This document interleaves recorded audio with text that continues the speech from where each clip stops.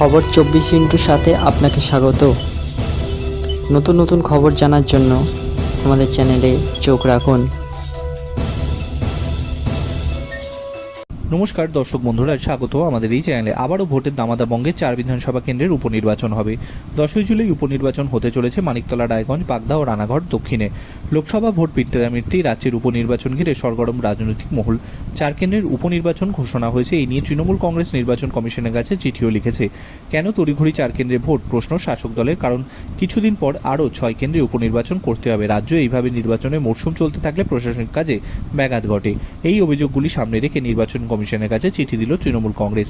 তাদের দাবি রাজ্যে 10 কেন্দ্রে একসঙ্গে বিধানসভা উপনির্বাচন হোক। এবার 4 কেন্দ্রে ভোট হতে চলেছে, তার মধ্যে মানিকতলার জন্য মুখ্যমন্ত্রী খোদ কোর কমিটি করেছেন। এই ঘটনা অভূতপূর্ব, কিন্তু মানিকতলা নিয়ে এত তৎপরতার মাঝে উঠে আসছে এই কেন্দ্রে সম্ভাব্য তৃণমূল প্রার্থীকে। মানিকতলা কেন্দ্রে সম্ভাব্য প্রার্থী হতে পারেন শক্তি পাণ্ডে।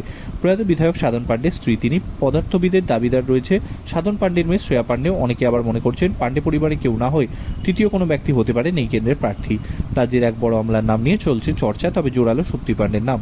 অন্যদিকে বাগদা কেন্দ্রে লোকসভা ভোটে নিরবে তৃণমূল পিছিয়ে আছে 18,000 ভোটে। এই কেন্দ্রে কি বিশ্বজিৎ দাসের উপরই আস্থা রাখবে দল? জল্পনা অব্যাহত।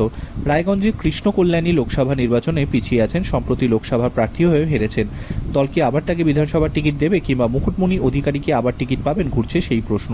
কারণ রানাঘাটের প্রাক্তন বিজেপি বিধায়ক মুকুটমণি তৃণমূলে যোগ দেওয়ার পর লোকসভার টিকিট পান এবং হারেন। আবার তাকেই প্রার্থী করবেন কিনা তৃণমূলে রয়েছে প্রশ্ন। তৃণমূলের একাংশ মনে করছে বিশ্বজিৎ, মুকুটমণি, কৃষ্ণ কল্যাণীরা আবার টিকিট পেতেই পারেন। তবে এই নিয়ে চূড়ান্ত সিদ্ধান্ত কিছু নেওয়া হয়নি। সূত্রের খবর, জেলা নেতৃত্বের কাছ থেকে রিপোর্ট নিয়েই তবে নাম চূড়ান্ত করবে তৃণমূল। Bureau report.